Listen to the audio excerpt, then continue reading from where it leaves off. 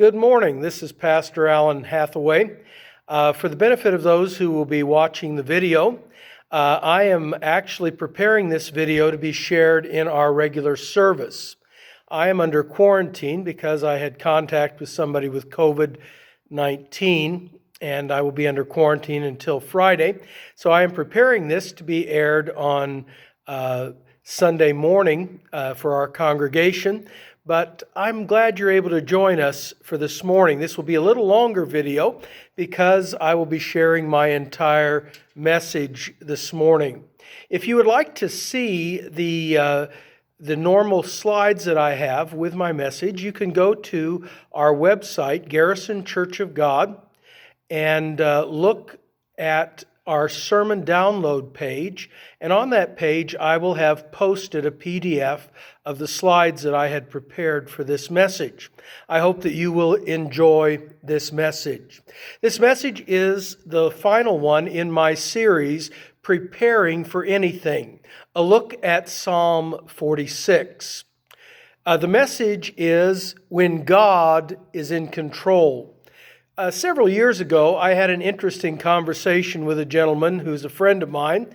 He is quite intelligent, but we had some disagreements over some things. He had caught on to a conspiracy theory that was on the internet, and I told him, even though I respected him and respected his thinking process, I had real doubts about the ideas that were being shared there, and with the veracity or validity of that particular concept. As we move into these very final months, and actually last final weeks of this very troubling year, we find ourselves stirred up, confused, conflicted about the things that have taken place in our world. This psalm it was written by the sons of Korah. They were a group of musicians that controlled the worship of the temple for many, many centuries, from the time of David all the way past the exile. They were leaders and directors of the worship. And as a result, the 10 or possibly 11 psalms that are written in the book of Psalms reflect this long period of time for these particular men. In the introduction to this psalm, we find a very interesting thing. In the Hebrew, it reads, as most of our Bibles read, a psalm of the sons of Korah, a song for virgins. Likely the Hebrew word alamoth, which means young virgin woman in this circumstance, is being used as a musical notation, indicating that it was a psalm which was written to be sung by sopranos. However, when it was translated into Greek in the centuries prior to the birth of Christ, the translation struggled with the meaning of this statement, for they translated it this way: for the end, for the sons of Korah, a psalm concerning secret things. In verses 5 through 6, we read these words: God is in the midst of her. She shall not be moved. God shall help her just at the break of dawn. The nations raged, the kingdoms were moved. He uttered his voice. The earth melted. I'd like for us to look at several different phrases from these two verses. The first phrase in verse 5 is, I want us to consider the idea of God being in the midst of us, and that we will not be moved, that God will help us just in the break of dawn, or as we would say it, in the nick of time. No matter if the nations rage, no matter if the kingdoms and the world is shaking around us, God will utter his voice and the very earth, the elements, will melt at his power. As Christians, we can be confident in these truths this day. Let's begin with prayer. Father Almighty, I thank you for this time we can share together. I thank you for your blessing, your care, and your anointing upon each and every one. I pray, Father, as we study your word together, that you will direct our minds toward your will, toward your purpose, toward your direction. I pray, Father, that you will anoint each and every one listening to hear what your Spirit would say to their heart. And I pray, Father, that you will anoint me to speak what is needed to your people. I believe and pray this in Jesus' name and for his glory and honor. Probably the reason why the translators of this psalm had written, or the writers of this psalm had written the concept of sopranos as a musical notation at the beginning of the psalm is from these two verses. Jerusalem is described as a young virgin woman set upon by circumstances in that verse. She is at the edge of her resolve when God steps in to defend her. Isaiah would picture Jerusalem as a virgin who would shake her head and laugh in triumph behind the back of her enemies, the Assyrians. Such an image was common in the ancient literature, a metaphor for a city or a people. Jeremiah would also use this metaphor for Israel and Judah and Jerusalem in his writings. We don't know when this particular psalm was written. It may well date to the time of King Hezekiah and Isaiah. In Isaiah chapter 37, we read these verses.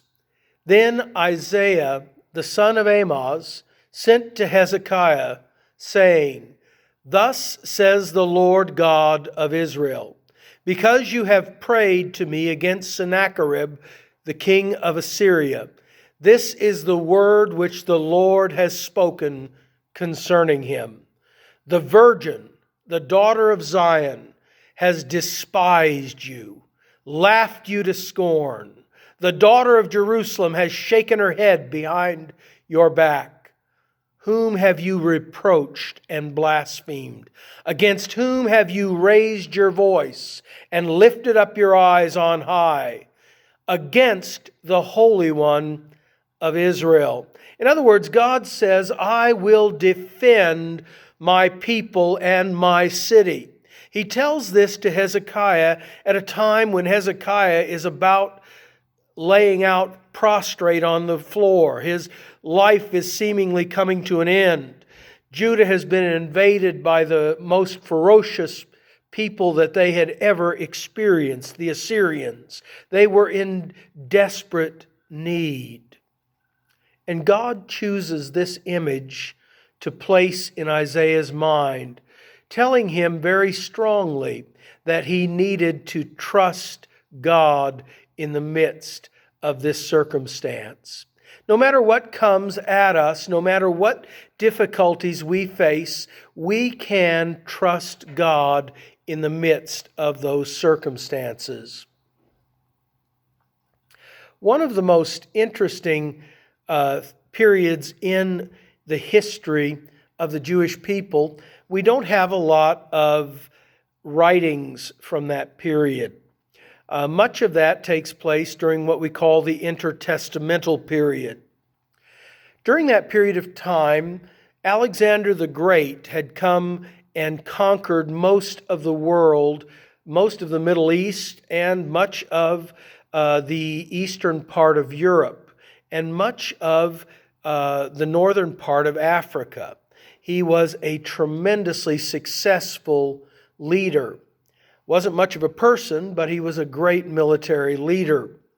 When he died unexpectedly, his kingdom fell into conflict. and was eventually divided among his family and his generals. Two of those generals were Ptolemy the First, Soter, and Seleucus the First, Nicator. Both of these men's lifespan and reigns were almost identical. They ended their reigns in 282 and 281, respectively. They began as rulers of their own kingdoms in 305 BC. They were both generals under Alexander the Great.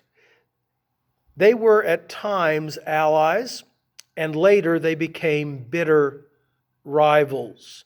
They both would carve out kingdoms from Alexander the Great's conquest. Ptolemy would take Egypt and the northern part of Africa for his kingdom. The man Seleucus would take Babylon, the area of Babylon, which he would soon lose even before his own reign ended, but he would gain and keep control of Asia Minor and Syria. They would establish two of the most powerful kingdoms in the ancient world. Their dynasties would last almost 300 years. Ptolemy's last child to reign was Cleopatra the Great, who ruled Egypt and was the lover of Mark Antony. The other man who would close the reign of the Seleucids, or Seleucid Empire, was named after his great ancestor. He was called Seleucus the Seventh. Both of these empires would end with the Romans conquering them. But during the period of years, centuries that they existed, the Jewish people were sandwiched between them. They were sandwiched in between these two nations warring with one another.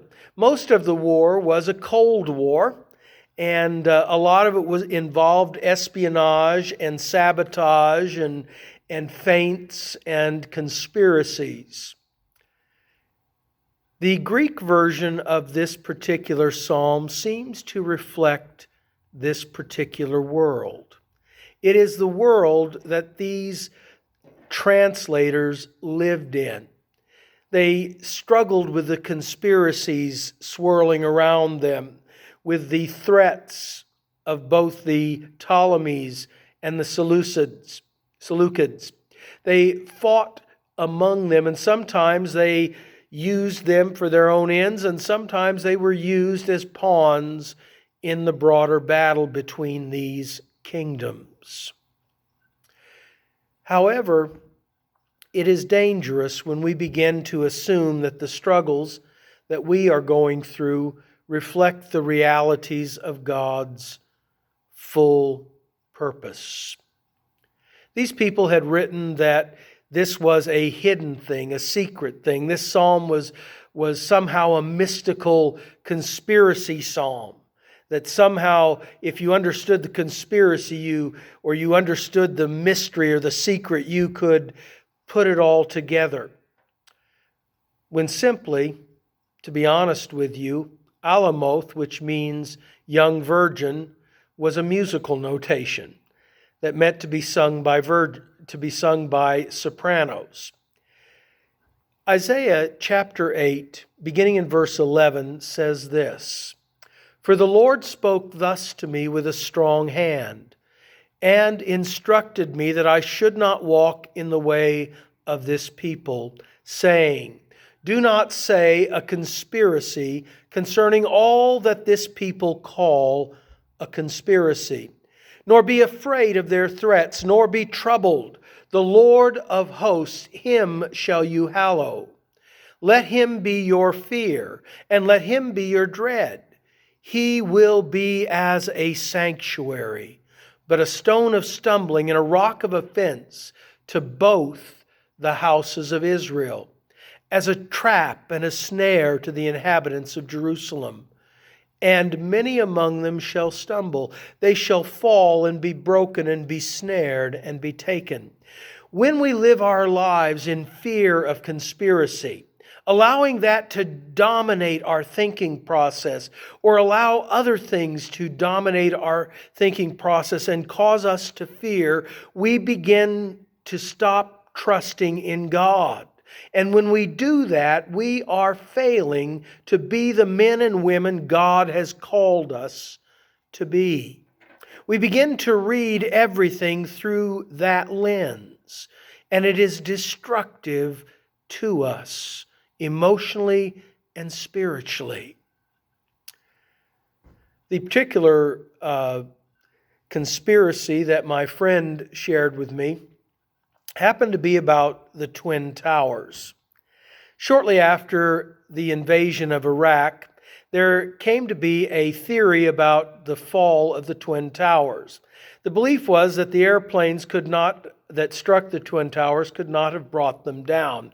Instead, there had to be a secret government conspiracy or cabal that had taken place where they had planted explosives in the superstructure of the buildings and brought them down. Of course, the CIA was blamed, or some other nefarious secret government organization that had brought this all down, and there was all kinds of mysterious stuff on the internet to somehow seemingly prove this conspiracy. But there has never been any proof of that.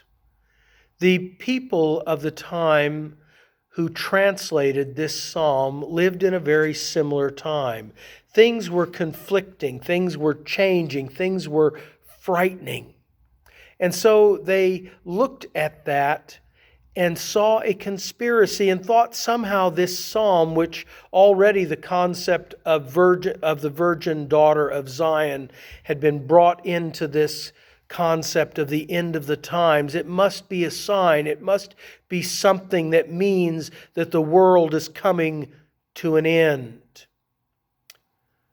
But in truth, Alamoth probably just meant sing this with sopranos.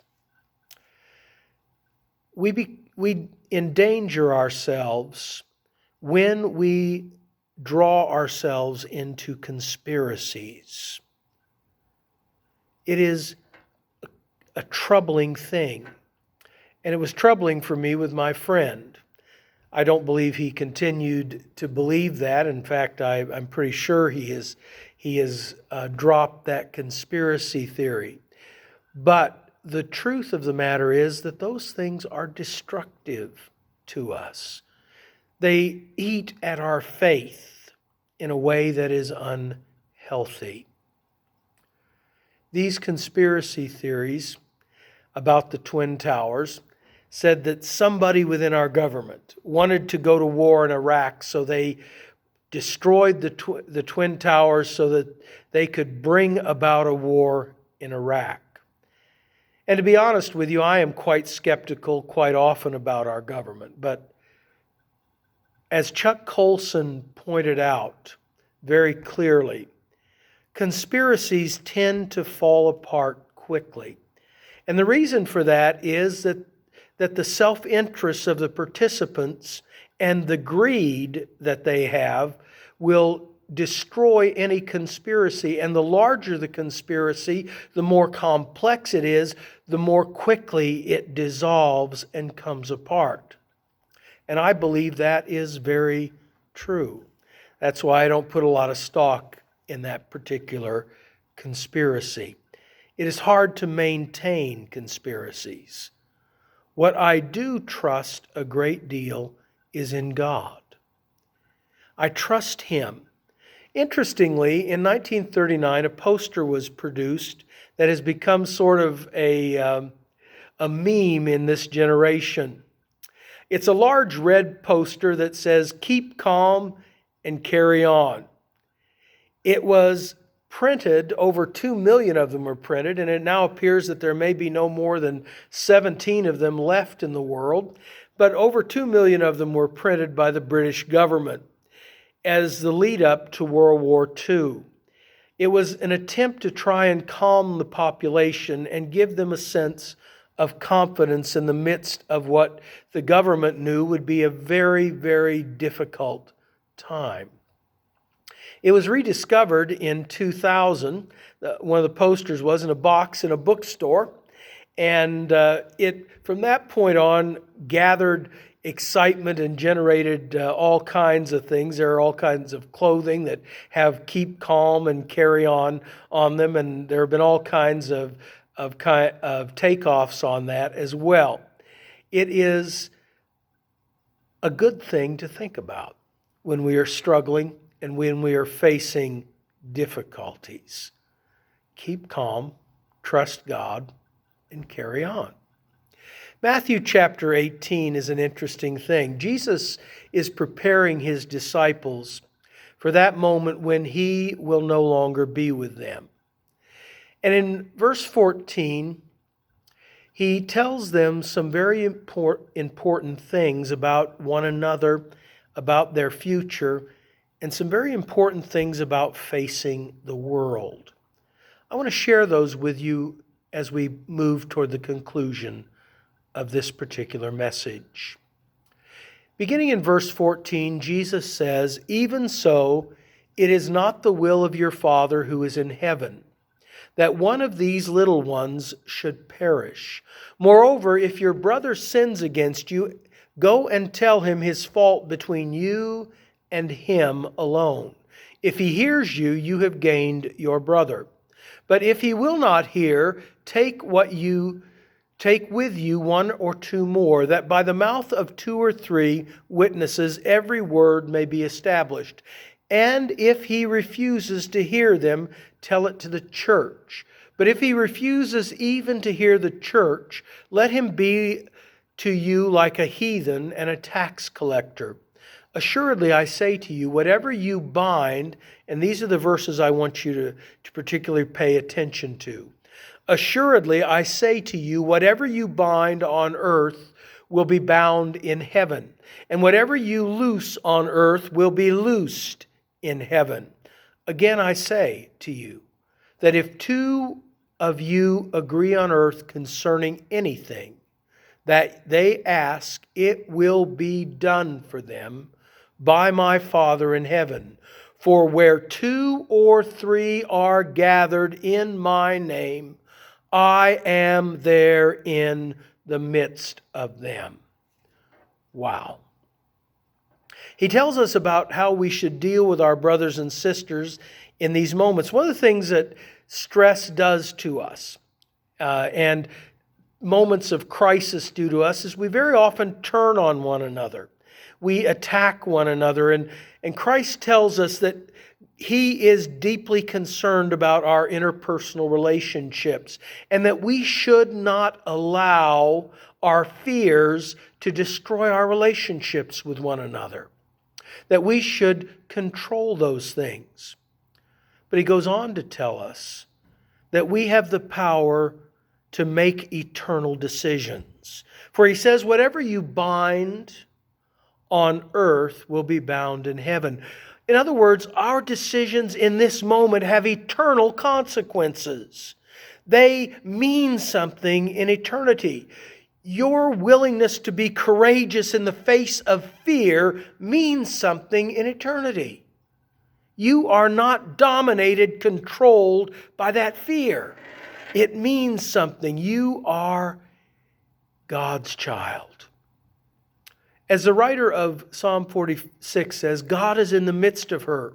He shall help her. God will help us in the midst of all circumstances. He is in our midst. He will help us at the very break of dawn, in the nick of time. He will be there to assist us. And God's voice will go forth with power. He will shake the very earth, and the foundations of the earth will melt at his voice, because he cares about each one of us. He cares about our circumstances. In a world of conflict and political unrest, it was easy to see conspiracy in everything. Even a simple musical notation could become a conspiracy. As Christians, we must be careful that we do not allow ourselves to be blinded by present circumstances, that they not paint the world in fear, and that we give way to that fear. Instead, we need to believe and trust God is in the midst of it and cares deeply about us and wants the best in our lives. The writers of Psalm 46 were confident that God was in the midst of their circumstances and that He was in control. God is in the midst, and we will not give way to fear. We belong to Him. We know that He will move heaven and earth for us. God in all circumstances has everything under control. So I will not fear. I hope that you will not fear. God bless you. Have a wonderful day, and may the Lord's face shine upon you. Have a wonderful day. God bless.